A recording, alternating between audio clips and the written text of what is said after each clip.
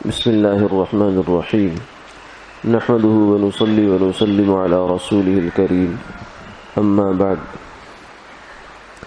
قال النبي صلى الله عليه وسلم من حافظ على 4 قبل الظهر وبعدها حرم على النار. وقال عليه الصلاة والسلام 4 قبل الظهر من غير تسليم تفتح لهن ابواب السماء او كما قال عليه الصلاة والسلام. حضور نبی کریم صلی اللہ علیہ وسلم نے ارشاد فرمایا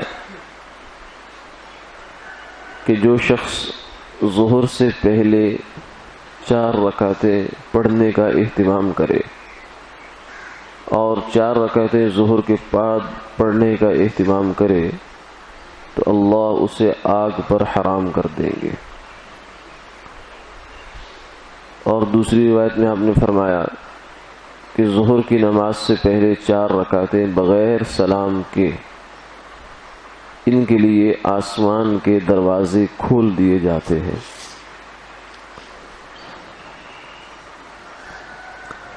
نماز میں ایک تو فرض ہیں جیسے فجر کی 2 رکعتیں ہیں، ظہر کی 4 ہیں، عصر کی 4، مغرب کی 3 اور عشاء کی 4 اور 3 وتر. اس کے علاوہ پھر ساتھ میں نوافل اور سنتیں ہیں. سنتوں میں سے پھر کچھ سنتیں وہ ہیں جن کو سنت مؤکدہ کہا جاتا ہے. سنت مؤکدہ وہ ہے جس کی بہت زیادہ تاکید آئی ہے، یعنی ہے تو وہ سنت کہ اگر عذر میں، سفر میں، مرض میں، بیماری میں آدمی سے چھوٹ جائے تو اس کا گناہ نہیں ہے، لیکن عام حالات میں بغیر عذر کے اس کو چھوڑنا یہ اچھی بات نہیں ہے. انہی میں سے یہ جو ظہر سے پہلے کی 4 رکعتیں ہیں اور ظہر کے بعد کی 2 رکعتیں، ان کا تذکرہ حدیثوں میں آتا ہے خصوصی اہتمام کے ساتھ. آج جو ہم نے 2 حدیثیں دیکھی ہیں ان میں ان 4 رکعتوں کی تاکید آئی ہے، یہ زیادہ مؤکدہ ہیں.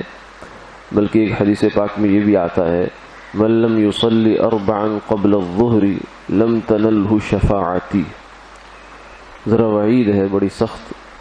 فرمایا کہ جو بندہ ظہر سے پہلے 4 رکعتیں نہ پڑھے، یعنی بغیر عذر کے، کوئی وجہ نہیں ہے، محض سستی کی وجہ سے اس کو چھوڑ دیتا ہے، تو بڑی خطرے کی بات ہے. اس شخص کو میری سفارش اور میری شفاعت حاصل نہیں ہوگی. تو اس لیے ان 4 رکعتوں کا اہتمام ہونا چاہیے. ہاں کہیں عذر ہو، سفر ہے، بیماری ہے، اور سفر میں بھی جلدی ہے، سفر میں فرض نماز تو مختصر ہو جاتی ہے، 4 کی بجائے 2 ہو جاتی ہے. ظہر میں 2 اور عصر میں 2 اور عشاء میں 2. فجر تو ویسے ہی 2 ہے، اور مغرب 3 ہے تو 3 کی 2 نہیں ہوتی، 3 کی 3 ہی رہیں گی. تو اگر جلدی نہ ہو سفر میں تو پھر سنتیں پڑھنی چاہیے.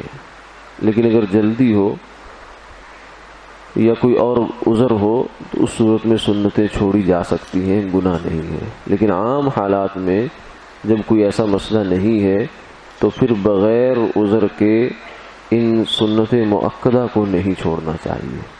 اللہ تعالیٰ عمل کی توفیق عطا فرمائے.